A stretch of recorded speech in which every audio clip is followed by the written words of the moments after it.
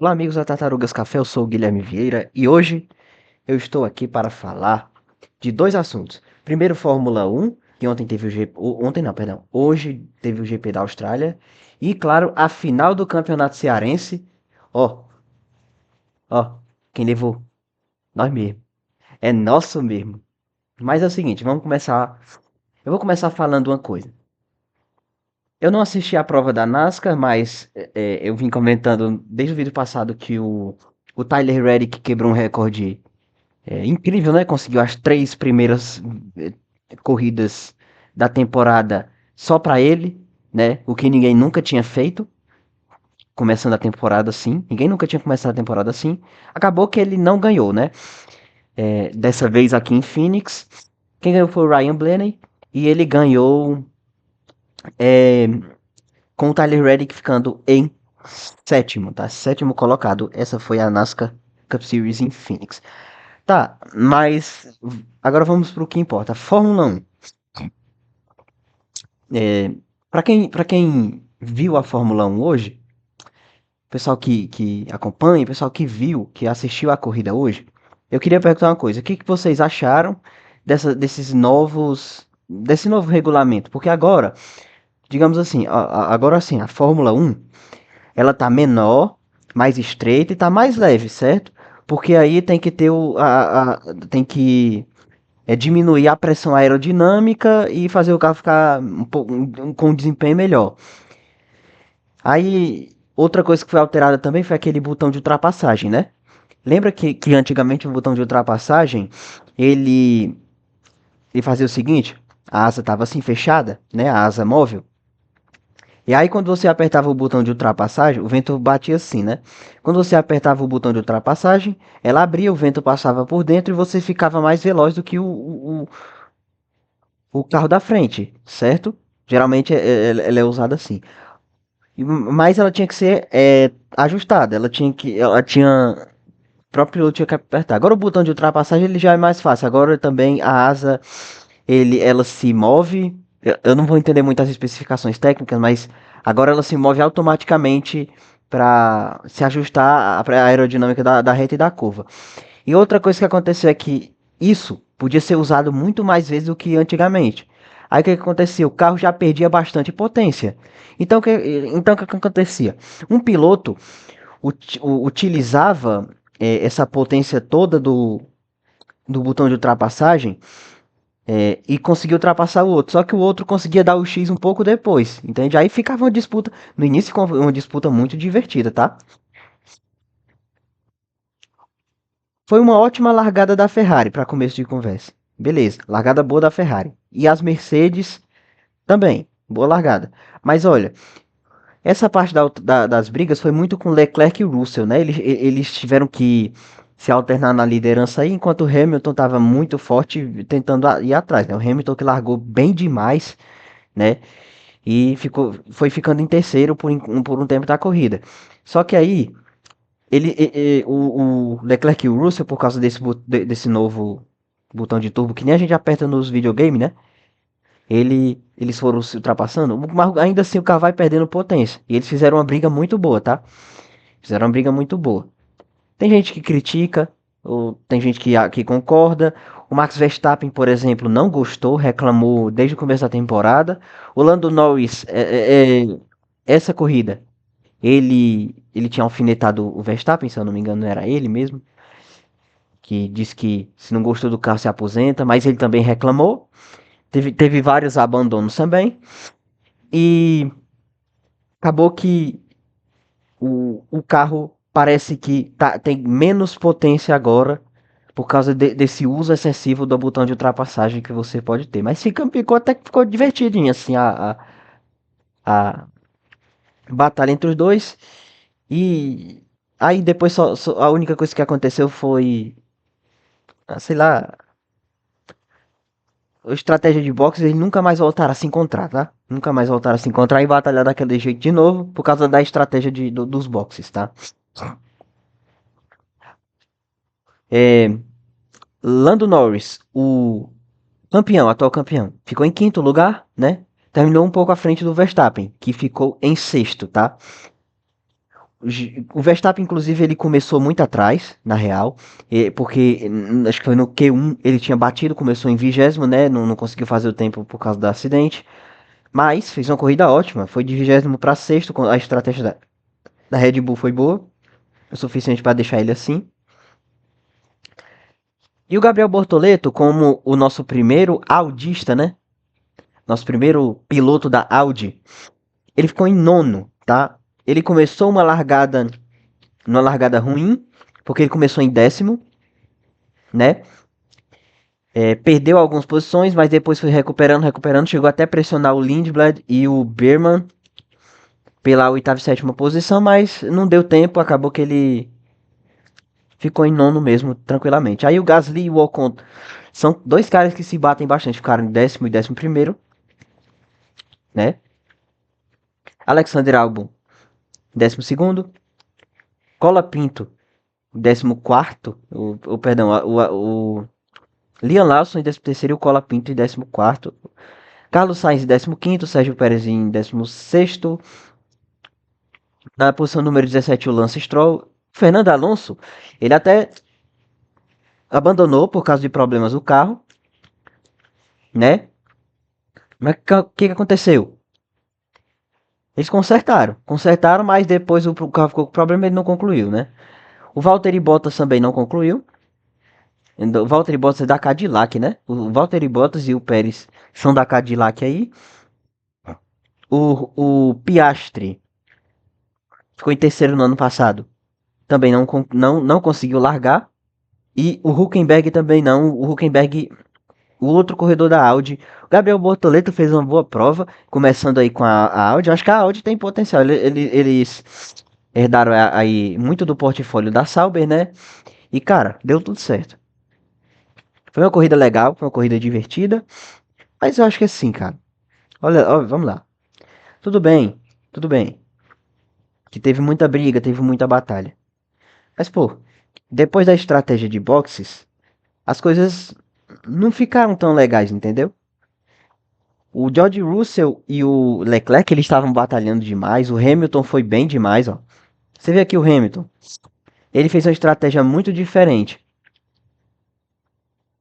Ó, ele fez uma estratégia muito diferente. Ele andou muito com os pneus, ele foi nos boxes só depois e só fez uma troca praticamente na corrida inteira, cara. Ficou em quarto colocado com o Leclerc em terceiro. E, cara, deu nisso. Deu nisso. Mas eu acho que depois daquela estratégia de boxes, meio que o Russell ficou muito isolado, aí o Antonelli, o Leclerc, o Hamilton, ninguém mais brigou. Claro, também não tem jogo de equipe, né? Perdão, também o jogo de equipe não permite. Tem muito jogo de equipe, não permite que tenha uma briga entre companhias de equipe, como é na NASCAR, como é nas Stock Cars, que as equipes não colaboram, né? Na NASCAR você tem quatro carros da Hendrick, que são Chase Elliott, Alex Bowman, William Byron e quem era o outro mesmo? O Kyle Larson. E eles ficam se bicando aí mesmo. Se bicando tá nem aí não. Entendeu? Mas na Fórmula 1 não é assim, né? A equipe, os construtores querem muito, né? Que a equipe se coordene para pontuar, para ganhar mais dinheiro e tudo. Acho que isso acaba minando um pouco da diversão, mas parece que a Fórmula 1 tem melhorado um pouco mais como entretenimento, está mais equilibrada, vai apresentando cada vez mais, a cada ano, um número cada vez maior de vencedores numa temporada só, né? E pode ser bom, vamos ver como é que a Fórmula 1 vai ficar. Agora, meu amigo, vamos falar de campeonato cearense, porque eu passei a semana inteira ouvindo rádio, né? Ouvindo rádio. Seguinte, aí, como eu disse no jogo passado, o Fortaleza foi melhor que o Ceará, né? No jogo passado. Só que, assim, ainda o Ceará tentou uma coisa outra ali e os dois empataram 1-1. Cara, fazer o seguinte: pessoal no rádio dizendo, Fortaleza meteu um vareio no Ceará. Vareio, vareio, vareio. Eu não acho que foi esse vareio todo, mas Fortaleza foi melhor. Aí foi repercutido aqui no rádio. O programa é na Jovem Pan. Bate bola, recomendo muito vocês. Todos, de segunda a sexta, às 11 horas da manhã até 1 hora da tarde, tá? Eu costumo escutar. E, cara, eles foram repercutindo, dando notícia atrás de notícia. Também teve a situação lá do João Ricardo com o Corinthians, eles falando, né? Mas, indo pro jogo propriamente dito, eu assisti o jogo. Seguinte, no primeiro tempo, os dois times, até que começaram os dois em sequência tentando chances, entende? O jogo começou frenético. Foi do jeito deles? Foi do jeito deles. Feio? Foi, feio. Mas do jeito deles, né? Eles tentaram alguma coisa, tentaram finalização. O Ceará chegou perto, o Fortaleza chegou perto. Mas com o tempo, o time alvinegro começou a tomar para si é, o controle do jogo, tá? Começou a tomar para si, começou a propor jogo. Tinha mais posse de bola, criava as melhores chances. O Fortaleza estava um pouco travado, estava com dificuldade de jogar e tudo. E aí, bem aos 34 do primeiro tempo, se eu não me engano, bola parada pro Ceará lá na ponta esquerda, vem um cruzamento para a área. Era falta, tá? Uma falta que, por exemplo, inclusive o Brites, ele faz sem necessidade nenhuma. Ele simplesmente vem com o braço aberto, batendo no cara, toma cartão, faz a falta. Essa falta gerou o gol do Luizão, que fez o gol de cabeça, né? Luizão, que deu entrevista pra Globo antes do jogo, né? Que de acordo com o repórter de campo, ele nunca tinha feito gol do título e disse que podia ser hoje, né? Aí tá aí. E olha, vou falar um negócio. Eu juro que eu sonhei. Eu sonhei que eu olhava assim no celular. Aí se tinha Ceará 1, Fortaleza 0. Aí eu, pô, 12 jogos já sem vencer. Mas acontece que hoje foi 13 jogos sem vencer sem o Fortaleza vencer no tempo normal, né? O tabu continua, mas o Fortaleza foi campeão, né? Mas aí o Luizão fez o gol, eu me caguei todinho. Caraca, bicho. Será que esse sonho vai realizar? Porque a última vez que eu sonhei, aconteceu. Tudo bem que no sonho tinha Corinthians 1, Palmeiras 1 e Ceará 1, Fortaleza 0. Pô, aí vem a final, vem a final não, vem o jogo do Campeonato Brasileiro primeiro turno, Fortaleza e Ceará, Fortaleza 0, Ceará 1. Porra, aconteceu. Aí no segundo turno, Corinthians e Palmeiras 1-1. Aí, pô, meu sonho profético. Então, será que esse meu sonho profético de agora, ele vai surtir efeito? Não sei. Não sei. Pode ser que surta efeito no Brasileirão, que o Corinthians e Palmeiras foi bem depois, né? No segundo turno. Aí, tá bom. O Fortaleza já não conseguia mais, o Ceará tava com muito ânimo, o Fortaleza ainda tentava, era raçudo o time, tava raçudo. Os dois times estavam querendo muito ganhar, né? Diferente do primeiro encontro deles no campeonato. Aí vai pro segundo tempo. Cara, no segundo tempo o Carpini é corajoso. Ele muda o esquema tático e faz o Fortaleza meter uma pressão absurda no meio de campo ofensivo e recuperar, fazer o Ceará errar, recuperar todas as bolas e ó, segundo tempo, o segundo tempo pode ser chamado de vareio. Aí vem o Luiz Fernando, dá um chute, a bola se taca no Luizão que bloqueou. Só que nisso que ela se taca, ela vem por cobertura e encobre o Richard, né? Richard está mal posicionado, não pega e é gol do Fortaleza, 1-1. Aí o Fortaleza continua atacando, atacando, atacando, atacando, atacando, atacando. Meio que o Ceará tentou um momentinho e até conseguiu fazer alguma coisa de relevante, tentar atacar depois do gol, mas depois o Fortaleza retomou e atacou bastante. Tá difícil aqui. Tá ótimo. Mas ó, o Fortaleza foi pro ataque, foi pro ataque. Já nos acréscimos, a torcida do Ceará começou a soltar sinalizador, que muito provavelmente era para esfriar o jogo, né? Aí o juiz acabou parando por cor de 3 4 minutos e voltou, né? Aí aos 56 ele encerrou o jogo, disputa de pênalti. Aí foi 1-1, 2-2. Quando chegou o momento do Ceará fazer o terceiro, o Breno foi lá, foi herói, né? Você lembra que disputa de pênalti nas finais entre Ceará e Fortaleza? A gente só teve duas assim no início no século, né? A gente tem duas em especial no caso. Mas só teve duas. 2010, o Fortaleza ganha depois do Ceará ser tetra. E 2024, que o Ceará ganha depois do Fortaleza ser penta, tá? Agora o Fortaleza ganha, né? Sendo depois do Ceará ser bi, né? Ou seja, depois de uma dinastia você pode derrubar aí a dinastia do outro com disputa de pênalti. E pelo que parece era o que estava caminhando para ser, porque o primeiro jogo foi empate, o segundo jogo foi empate e agora foi empate também. Aí o Breno, herói, cara. Primeiro você tem o Fabiano, que foi herói em 2010, goleiro, né? Do Fortaleza. O próprio Richard, que foi herói em 2024 pelo Ceará. E agora o Breno, pô, que foi herói. E ele foi lá, acertou o canto e deu certo. Pegou. E aí depois o que se seguiu, o jogador do Fortaleza fez.